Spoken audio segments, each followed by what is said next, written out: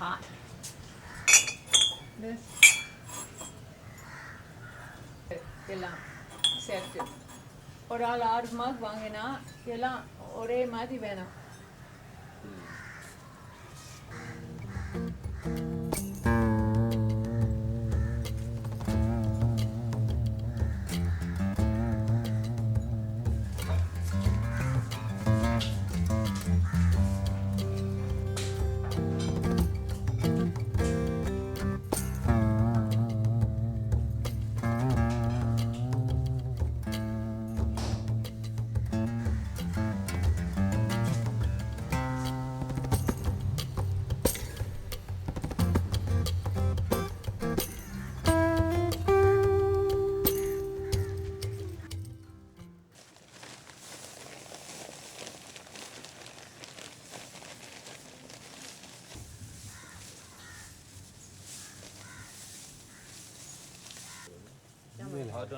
மில்கே உள்ள இருக்கிற கப்பு எடு அவங்ககிட்ட ஒன்று கொடு.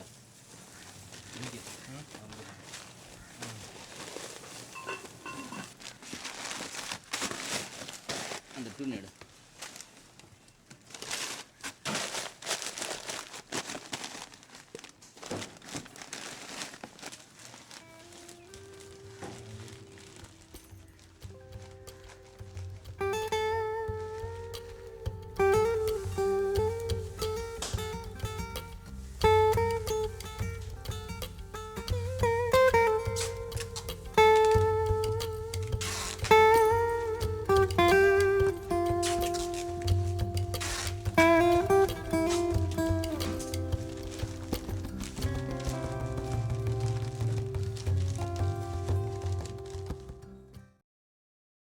I first came to Pondicherry in December of 1970.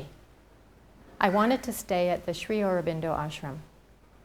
My time was open-ended, maybe 5 years, I thought. I knew that work was an integral part of the life of the ashram, and I was ready to participate in any way that I could. A man named Udar Pinto, one of the longtime secretaries of the ashram, had always wanted to have a glazed pottery unit as part of the ashram activities.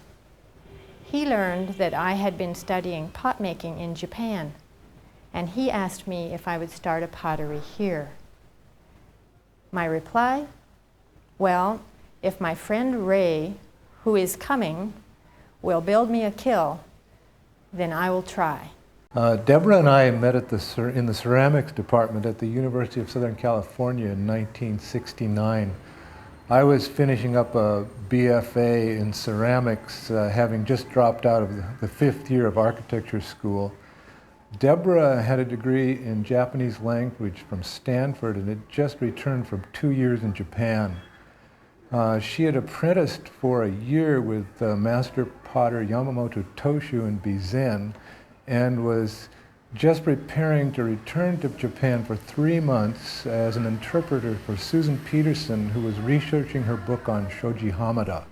Ray and I were both curious about the philosophies of the East, and we decided to meet again in Pondicherry on the southeast coast of India. Pondicherry had been a French colony. It was handed back to India in 1956.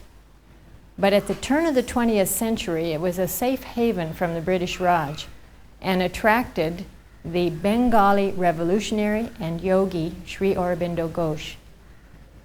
The ashram started as a closely knit group of Sri Aurobindo and 4 or 5 disciples in 1910. Sri Aurobindo passed away in 1950, but the ashram has become a famed Pondicherry institution. There are now more than 1,500 resident disciples. I arrived in Pondicherry in March of 1971, about 3 months after Deborah. I had no intention of remaining in Pondicherry. I thought 2 to 3 months, and Deborah asked me if I would build the kiln for her. I said, well, sure.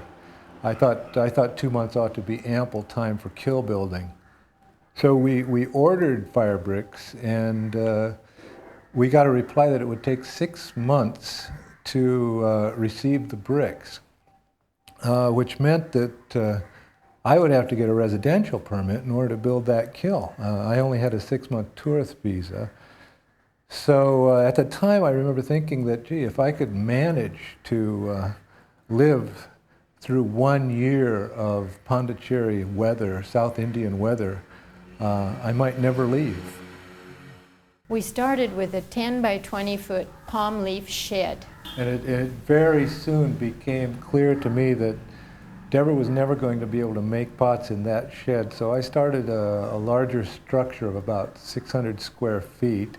And in fact, it wasn't until a year later that the kiln was finally built. After that, the development of the pottery went on in stages for about 20 years until it reached its current form.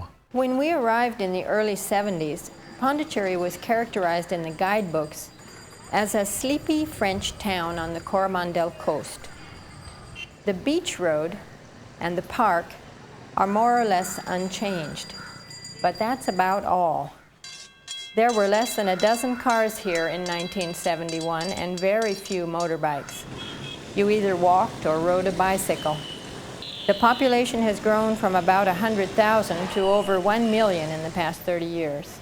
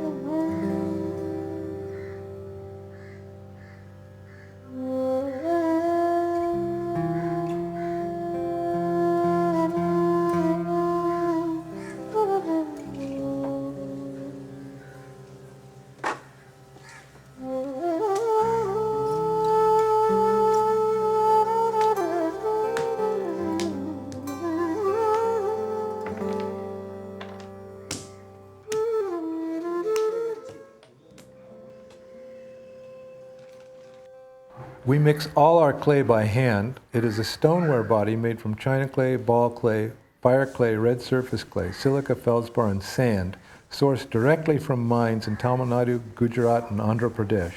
It is slaked, then sieved at 40 mesh, then run into tanks of porous clay tiles for drying.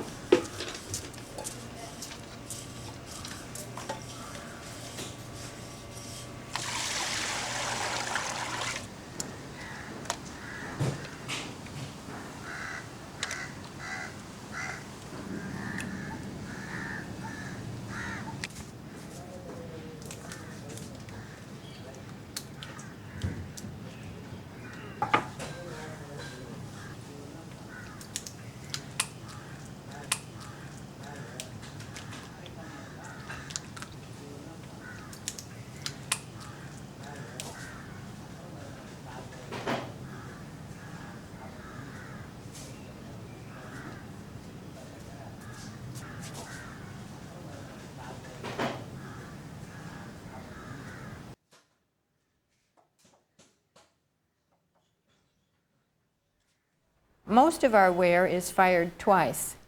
First, a low-temperature bisque at about 900 degrees centigrade.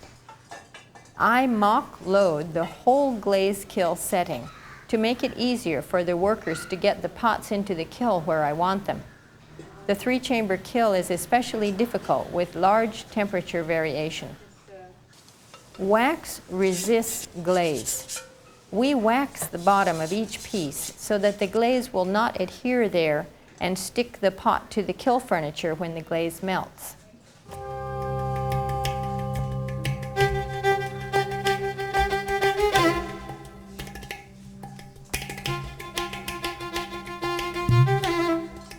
Glaze is a suspension of minerals in water, alumina from clay, silica, feldspar, calcium or magnesium, and perhaps some metallic oxide for color.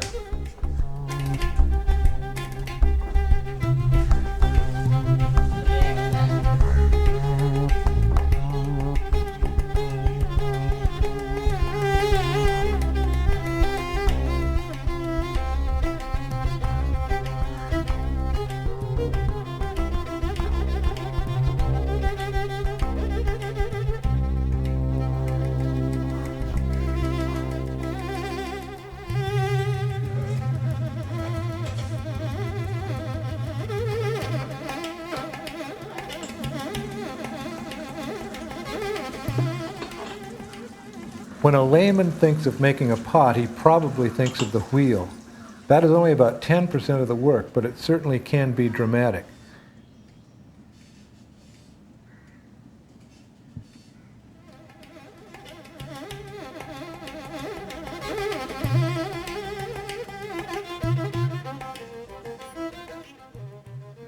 Deborah and I made all the pots ourselves for the first 4 or 5 years.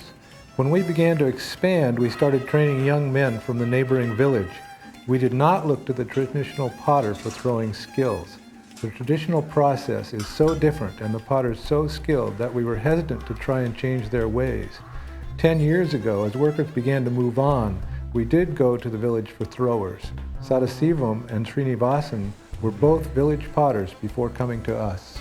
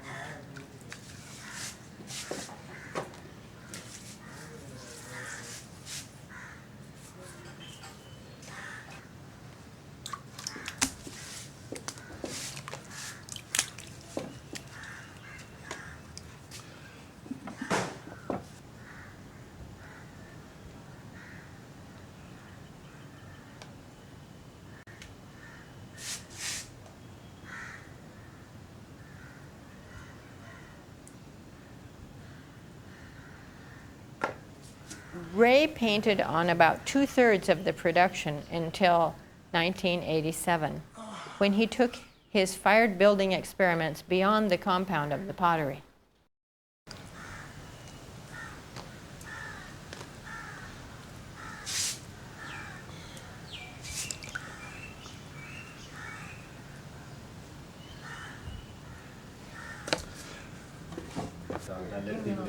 Some people call them donkeys. What do you see them as? Do you see them as anything specific? No, creatures. Just creatures. And what are they expressing, the creatures?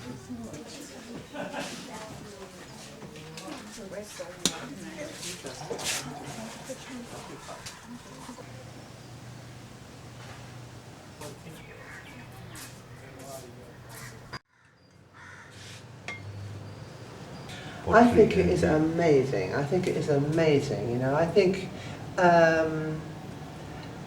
amazing achievement really to have built this up in a culture which is not used to high-fired stoneware pottery. and not used to using high-fired stone pottery in the home every day. So enormous amount of education has had to be done to sort of encourage people to buy and to use. And I think that is amazing, really, because it's a difficult life anyway, really. You know, I find it not easy in England, and there is a culture of using, you know, because of the influence of Bernard Leach over the last 100 years, you know, there is a culture of beginning, you know, where maybe half of 1% of people, I don't know, I'm just guessing, but are used to using, or willing to consider using pots made by studio potters and buying sculptural ceramics. It's a very small part of the culture, and sometimes it seems like, you know, there are not enough people who want to encourage it. And when I see what Deborah and Ray have done here, I think it's amazing, really, that they've built up what they've done and made a success of it. And it's a beautiful place. Beautiful place, yeah.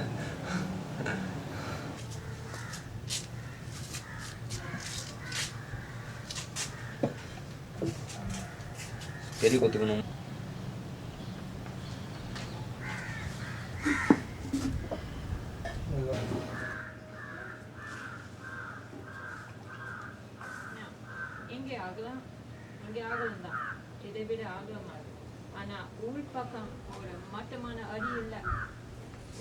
It is a constant battle to maintain standard shapes.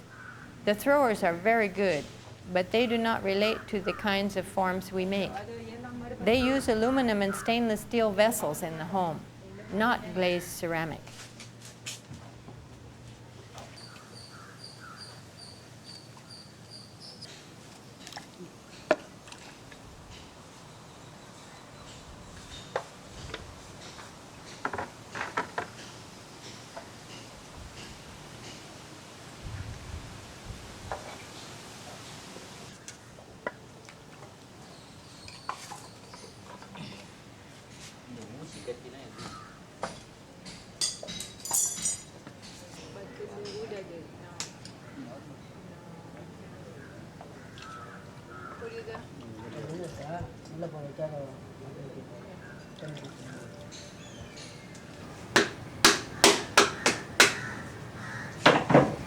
When we were kids, we used to play this game, you know, when you build up your hands like this on the table. Pop, pop, pop, pop, pop. Sometimes I think that this thing is one of those pile of hands.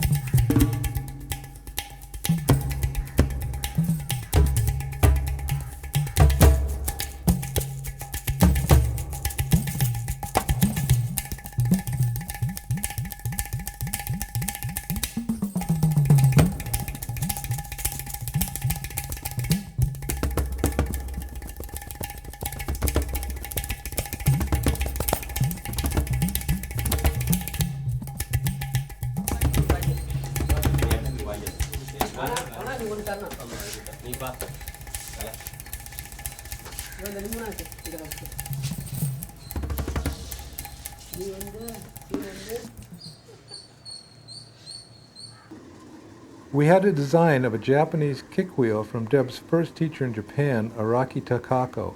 I altered the design, making the flywheel heavier. I was not interested in a kick wheel that I had to kick continuously. The electric wheel comes from a design developed by Jim Danish for the Ceramic Promotion Project in Nepal.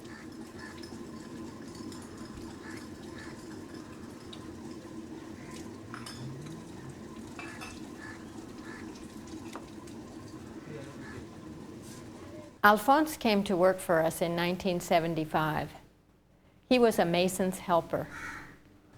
When building work slowed and we began training throwers, we asked him if he'd like to join us as a permanent employee.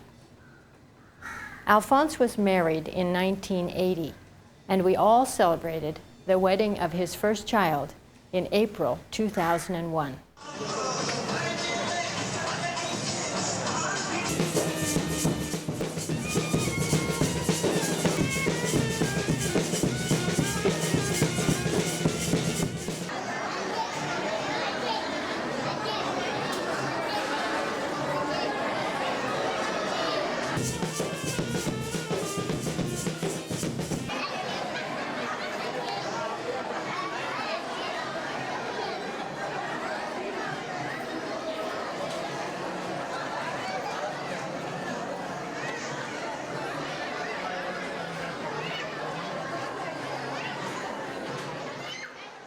In 1976, we began taking apprentices from the Pondicherry and Auroville area to work in the production cycle.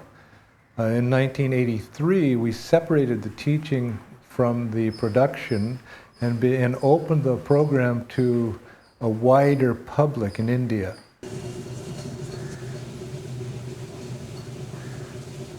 The students have become central to opening up and broadening our experience of Indian life.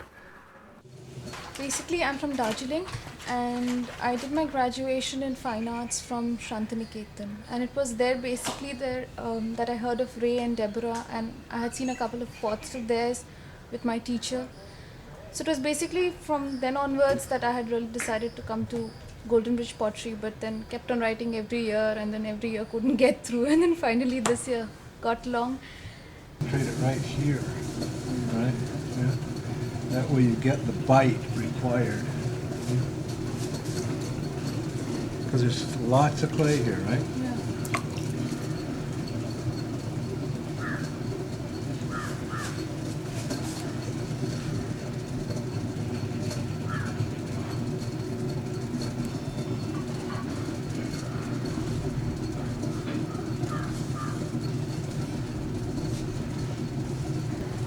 Yeah, very little contact, but you can do the same thing. The way you work, you can get a similar contact, you know. Okay, but you see how you do it. See the contact is only there. Right? Right?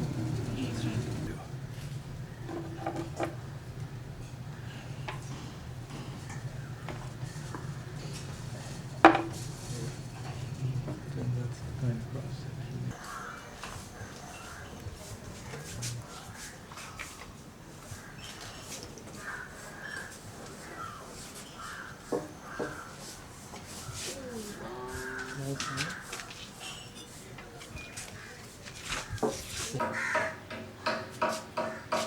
I know it's great. I'm looking to see if it's soundy.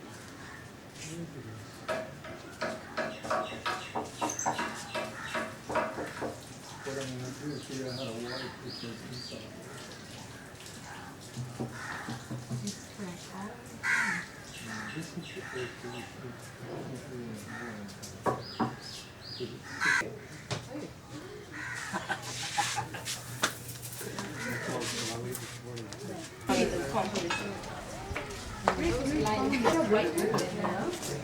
Where it's more completely oxidised, you get this sort of, the slip goes soft and buttery. Yeah, that is over. And that's more, yeah. That brings out the color. Looks good. I think almost everything has come up very well. Yeah.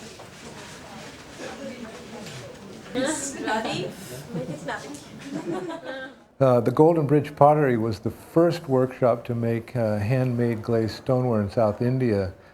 Now there are more than 16 small units in the Pondicherry, Auroville area.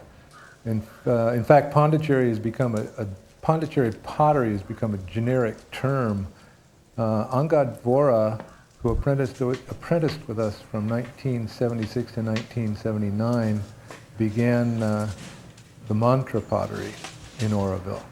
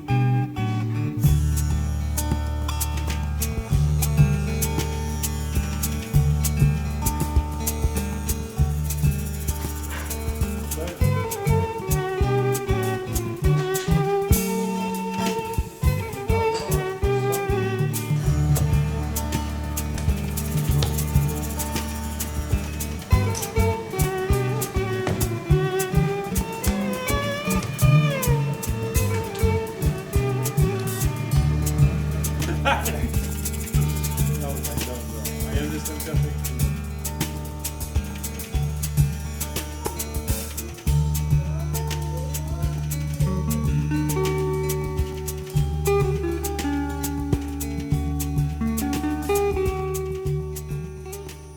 a student of Ray's and I come directly out of Golden Bridge. Took me 6 years to set up this place. And yeah, I'm slowly getting the hang of making pots. நான் முதல் 1988ல golden பிரிட்ஜில் join பண்ணேன். ஃபைனான்ஷியலாக எங்களுக்கு பார்த்தா அந்தளவுக்கு இல்லை, economic பார்த்தா எங்களுக்கு ரொம்ப லோவாக இருந்தாங்க. பட்டு எங்களுக்கு வந்து ஃபைனான்ஷியல் ஹெல்ப் பண்ணுறதுக்கு ஒருத்தர் வந்தார், மிஸ்டர் ஜார்ஜ். இப்போ அவர் என்ன சொன்னார், சரி ஃபைனான்ஷியல் ஹெல்ப் நான் பண்ணுறேன், டெக்னிக்கலாக நீங்கள் வாங்கினாங்க. ஒர்க்கிங் பார்ட்னராக நான் போய் நான், மிஸ்டர் மணி அண்ட் விஜயகுமார் 3 பேருமே கோல்டன் பிரிட்ஜில் ஒர்க் பண்ணிட்டு இருந்தோம். ஸோ எங்கள் 3 பேருக்கு இன்ட்ரெஸ்ட் தனியாக ஸ்டார்ட் பண்ணணும். ஸோ அங்கேருந்து வரும்போது ஃபைனான்ஸ் ப்ராப்ளம் எங்களுக்கு இருந்தது. அப்போ அந்த ஃபைனான்ஸ் வந்து மிஸ்டர் ஜார்ஜ் எங்களுக்கு ஹெல்ப் பண்ணாங்க. அதுக்கப்புறம் 93ல் ரைன்ஸ்டோன் ஒர்க் பார்ட்டி நாங்கள் ஸ்டார்ட் பண்ணோம்.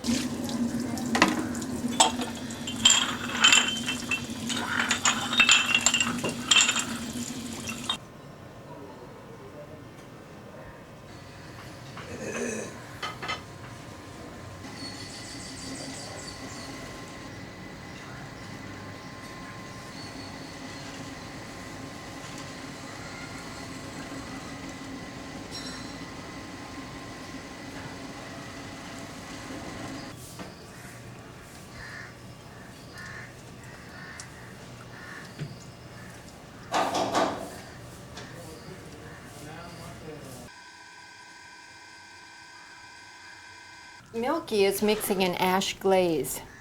Ash glazes settle quickly and require constant stirring. Ash also varies from batch to batch.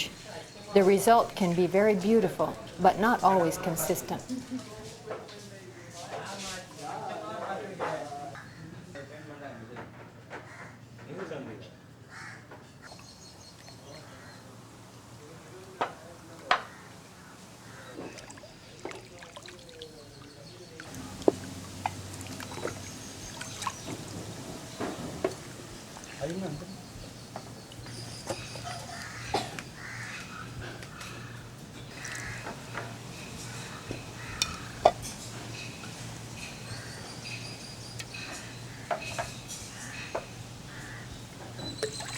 அவ்வளோதான் போட்டு சரி வச்சு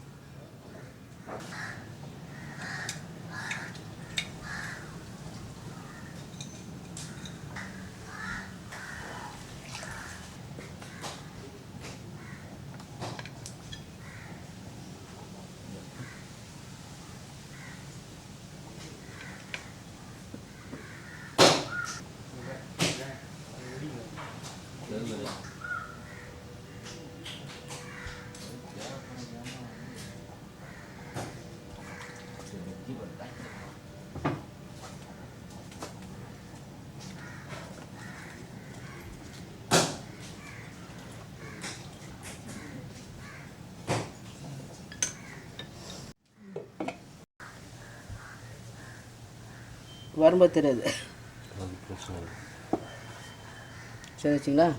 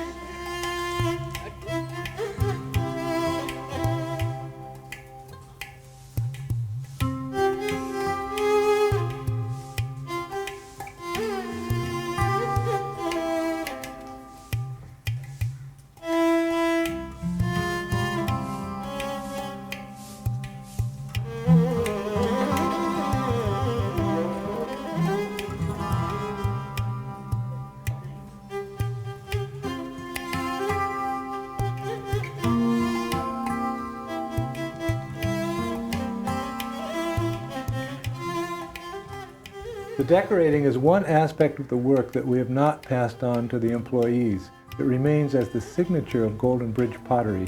Deborah has done all the painting on the production ware since 1987, when I took my first client for a fired house.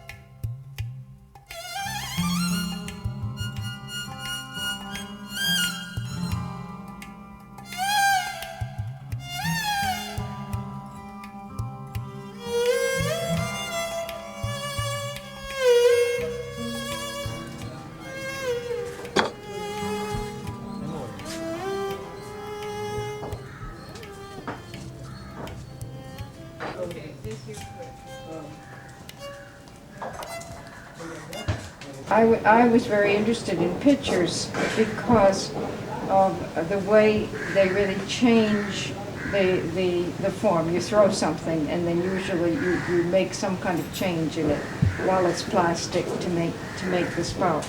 But I was also interested in the picture in the history of Western ceramics because the picture is really a prototypical pot. It's every culture that made a pot made a pitcher because they were carrying water from the well or whatever. So it was a water jar or a pitcher was absolutely what it was about. Whereas in the Orient it was, the tea bowl. I think it was never the pitcher. They just never really, they made ewers, but they didn't really make pitchers. But I was living in Italy and aware of this whole other tradition of forms and interested in exploiting it for myself. So.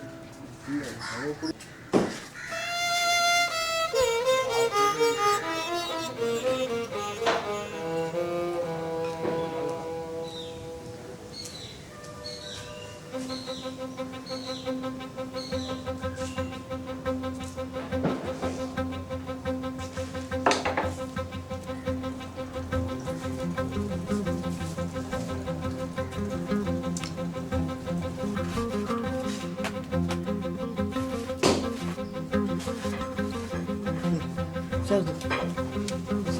இந்த.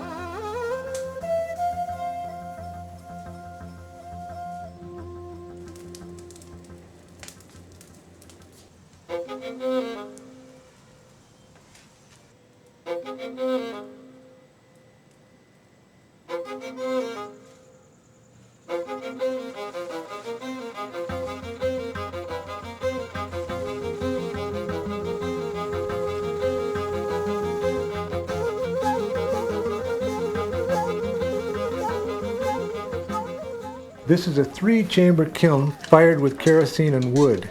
Kerosene is dripped onto hot cast iron plates where it ignites and is drawn through the burner ports into the first chamber. A small amount of water is dripped with the kerosene. It works something like an atomizer, exploding on the iron plates to help disperse the oil.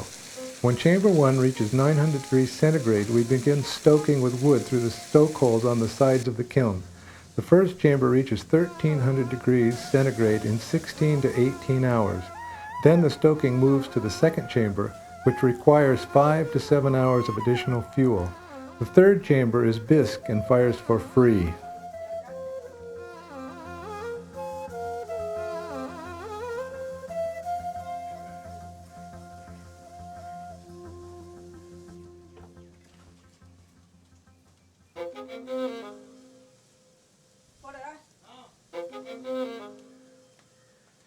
We burn casuarina. It is an excellent fuel wood with a high calorific value and is grown as a fuel crop all over South India.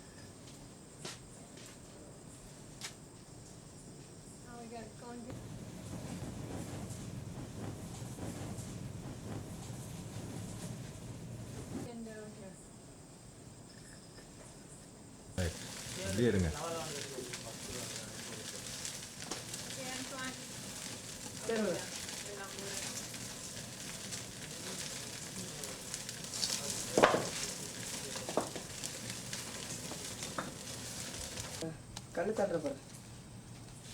சரி நான் அந்த பக்கம் வர போறேன்.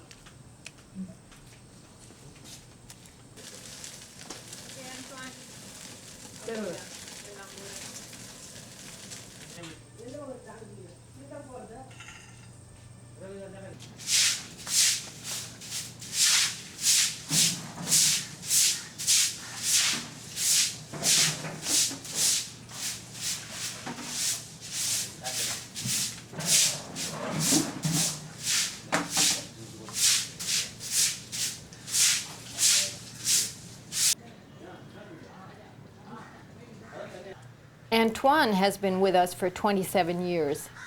He began as a carpenter's helper. He is a glazer and loads and fires the kilns, and he makes all the cane handles.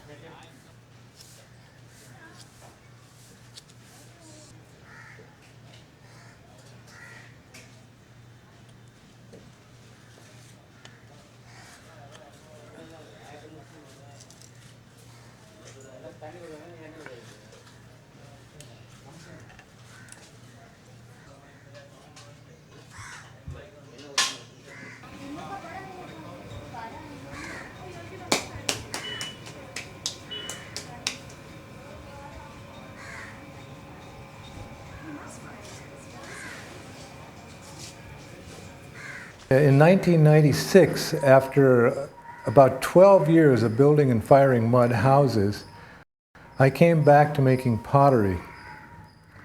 First I did a show at the Aishra Gallery in New Delhi, and that was a show of pots, and then I very quickly moved away from the functional into the sculptural. I took off on environmental themes that had interested me as a student in the late 60s. This piece, inspired by the megaliths at Avebury in the UK, is part of an installation that will be shown at the Visual Arts Gallery of the Indian Habitat Centre in New Delhi in March of 2004.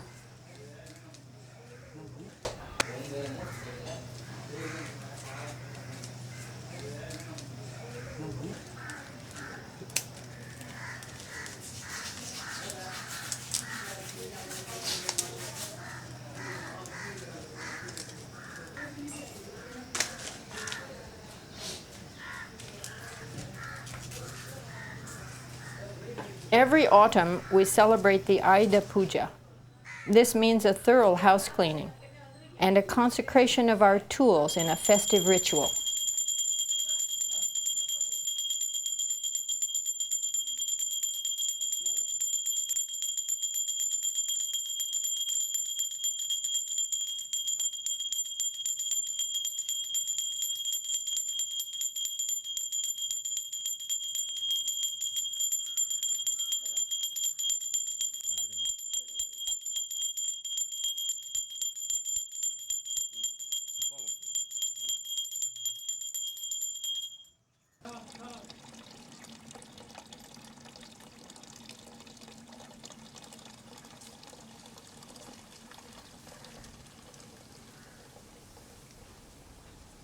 I have managed the selling of our work since our first small exhibition in 1976. We sell about 25% of what we make in Pondicherry, and the rest we wholesale to shops in Mumbai, New Delhi, Chennai, and Bangalore.